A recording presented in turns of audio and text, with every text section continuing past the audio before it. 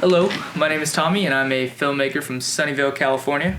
If you don't know where that is, it's about 5 minutes away from the place that probably designed the phone in your pocket right now, and 10 minutes from every other company that pretty much owns half of the internet. Now, whether it be a result of where I grew up or not, if you want to know me, you have to know that more than anything, I love to improve.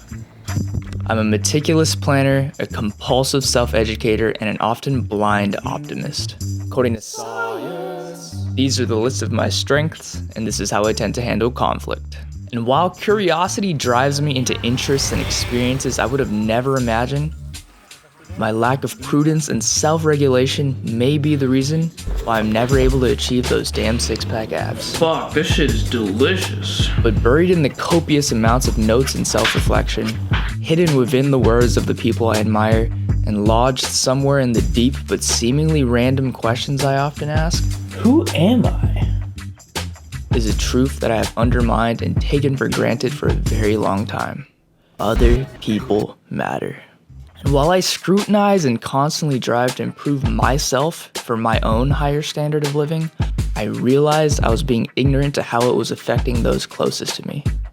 So the search began, and honestly, it did not take long to figure out what I had to work on. Do I want to be free with you right now, what you need to work on? I mean, respond to your damn phone. Reaching out to us. Just consistency. It's just a lag in time. That's the problem, really. An inability to reply to texts on time. For the life of me, I can't seem to figure out how to text people. What does it feel like when someone doesn't respond to your text? Oh, that's disrespectful. I would double text you, triple text you. I would go back to back. They should call me Drake. I'm not giving up. Shit. I mean, it feels like I pass you in the hallway, I wave, you don't wave back. And I know we made eye contact. It's kind of like you just always have Do Not Disturb on. It's like if it's urgent and you don't reply to my text and I call you, it goes straight to voicemail sometimes. Get a portable charger, maybe. In Snapchat, how it works is if you have up to 3, you start a streak. I don't think you've ever replied to anyone 3 days in a row on Snapchat. And if it was on accident. I mean, it usually takes you like 3 days to respond. Minimum like 5 days, like a maximum a couple months for sure. I mean, that's average. Sometimes Amazon free shipping will be faster than you. 5 days. You'll eventually reply. But you could be left read from a few hours to like a week. And then you get the usual, my bad, didn't see this till now. And I'm like, I just saw your Instagram story for the past week. That's total bullshit, but it's all good, bro. What's up? With the constant influx of Instagram DMs, Snapchat messages, Facebook messengers, and actual text messages, navigating the digital world is harder than ever. And as a young person living in today's society, I feel slightly ashamed I can't really do this that effectively. I think everyone could use some help in that aspect. But here's where it gets hard for me. My biggest fear is being addicted to my phone. It's not only a fear that I share, but many of my friends do as well. I can attest to this as whenever I'm immersed on my phone, I often question myself, am I fully present right now? Could I or should I be focusing on something with more of my attention? And according to experts, this is a real problem. You know, have you ever been in a moment where you're sitting there and you just start using your phone to do something productive? Your phone is always giving you a way to spend time that can be more productive, more entertaining, or more stimulating than reality. So the distraction has become the norm rather than the exception. If you talk to mental health experts on college campuses, they'll tell you, along with the rise of ubiquitous smartphone use and social media use among the students on the campus came an explosion of anxiety-related disorders on those campuses. I'll have people who text me and then they'll ask me why I don't text them back sometimes. It's just hard to keep up while you're dealing with other activities in your life. Life is about balance, and you're absolutely right. Everything is always competing for your time.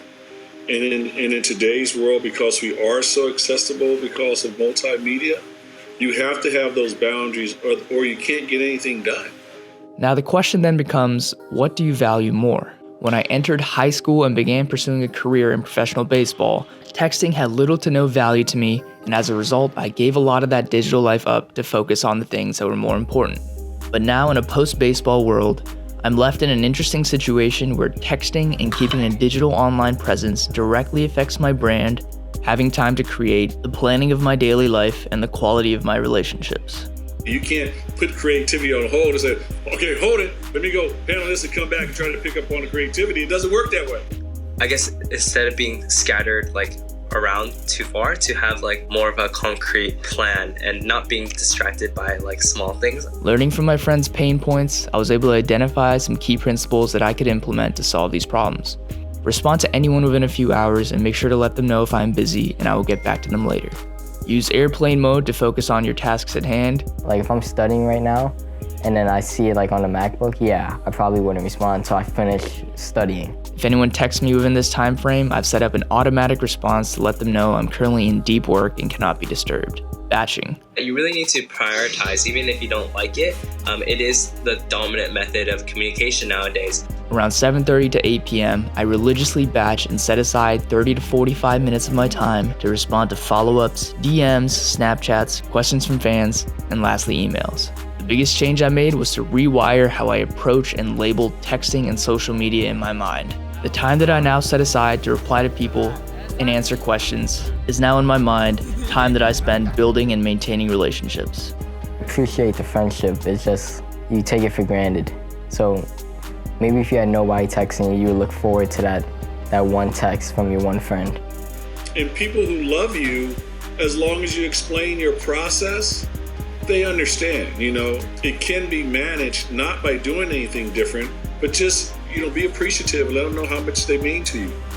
But what you're doing in order to do what you're doing is fantastic. You have to do that. You have to guard your time and schedule your worries. Mm-hmm. And what I mean by schedule your worries, don't worry about anything till you can do something about it.